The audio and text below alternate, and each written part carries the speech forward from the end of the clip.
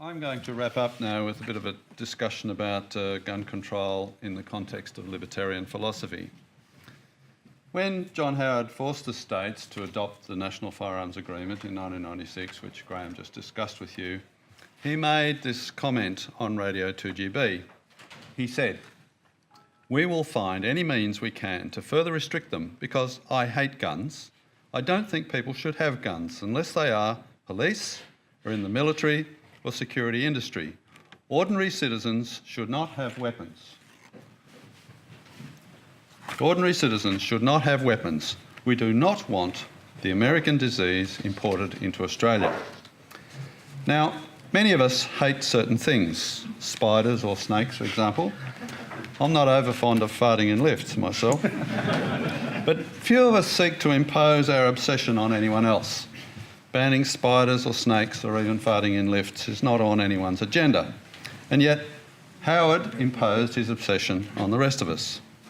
Now let's assume for a moment that imposing an obsession on an entire country is not a sign of a personality disorder. Let's assume it was rational and considered. And on that basis, there are three assumptions implicit in Howard's comment.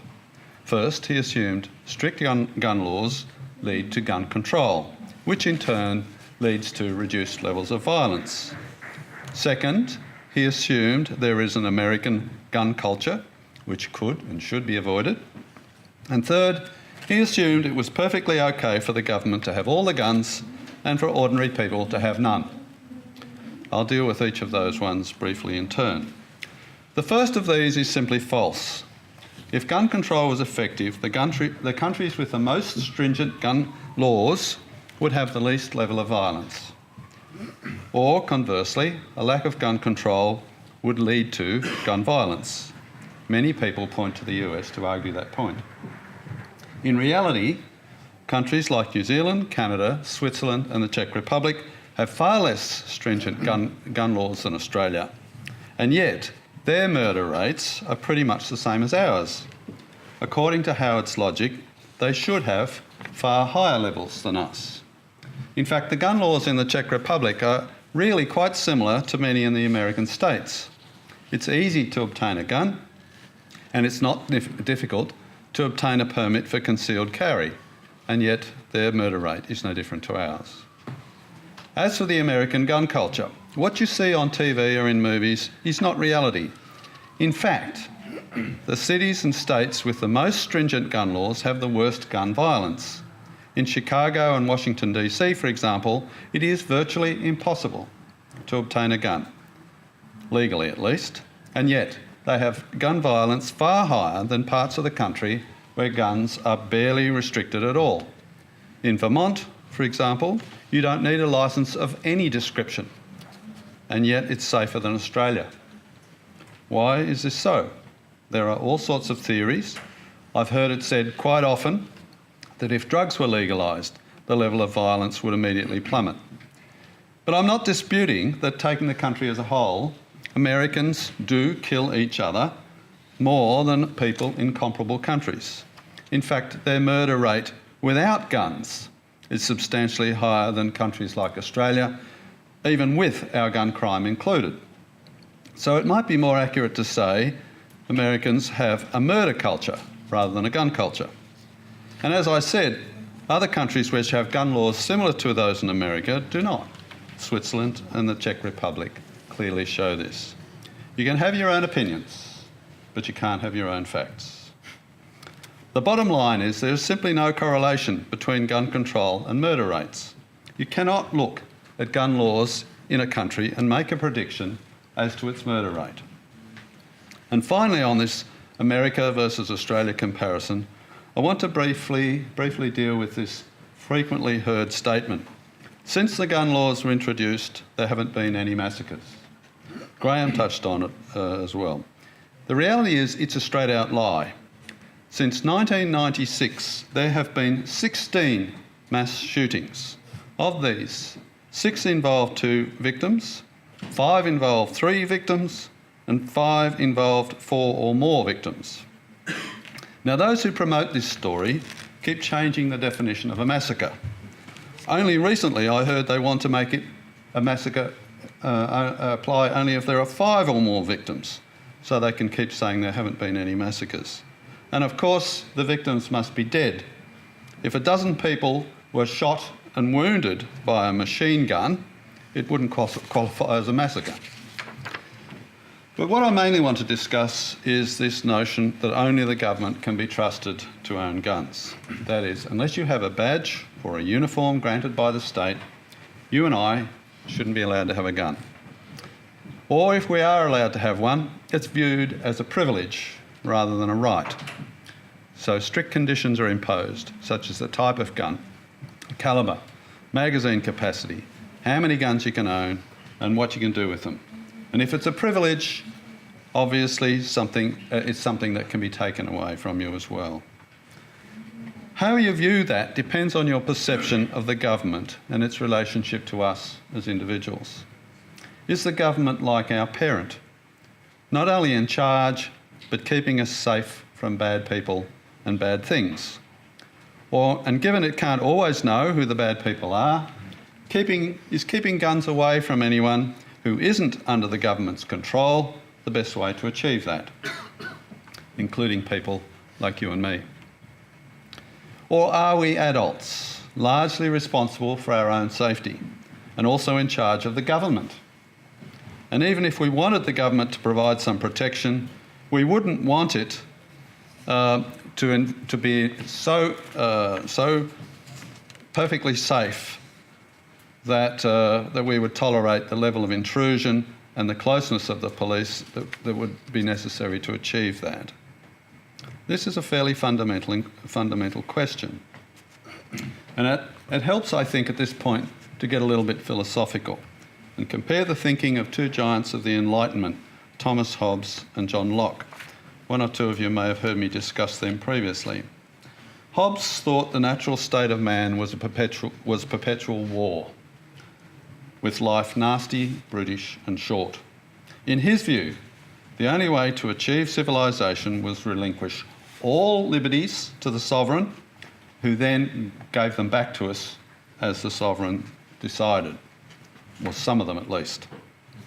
Hobbes also argued that the sovereign should rule with due regard for the desires of the people, but he was very clear that ultimate power remained with the sovereign and that the sovereign was the source of our rights. And when the government wanted to limit those rights, it had every right to do so.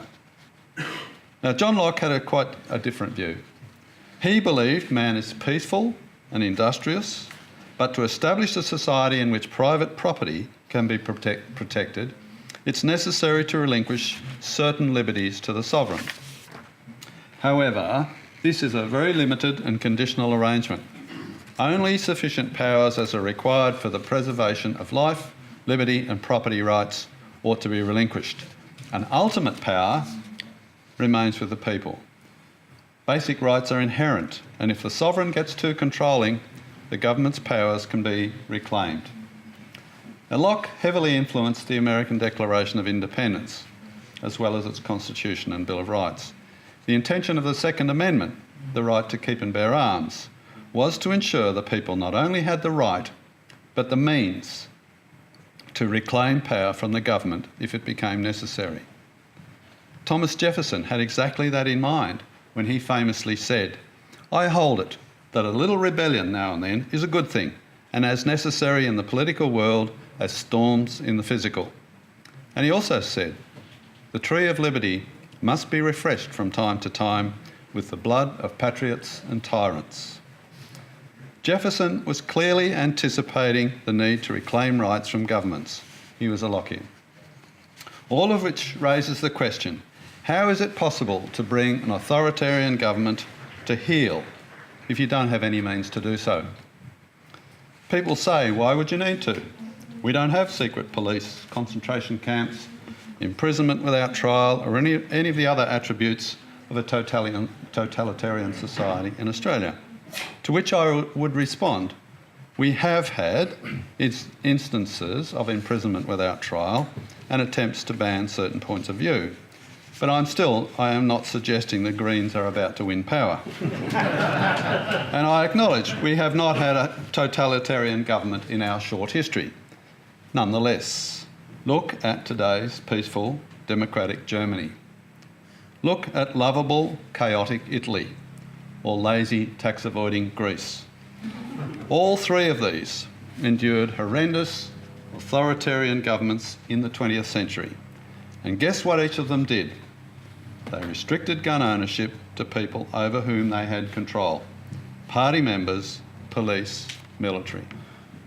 So, a self-respecting libertarian needs to ask, do we trust our government enough that we would relinquish all means of resisting on the basis that something similar could never happen in Australia?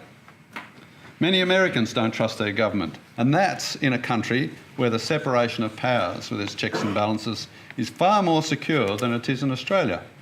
In countries with recent experience of totalitarian government, in Eastern Europe for example, distrust of the government is huge.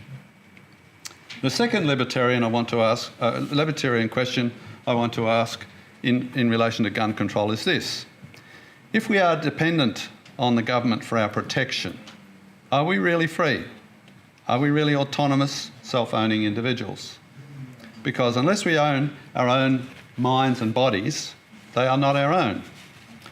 Libertarians mostly don't dispute the need for the state to provide for the enforcement of criminal law, including police and the judiciary.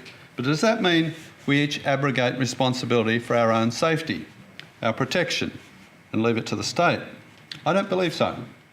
Libertarians accept personal responsibility. Since 1997 in Australia, we have been forbidden from carrying anything for self-defence. Our legal right to self-defence is clear, but having the practical means is prohibited.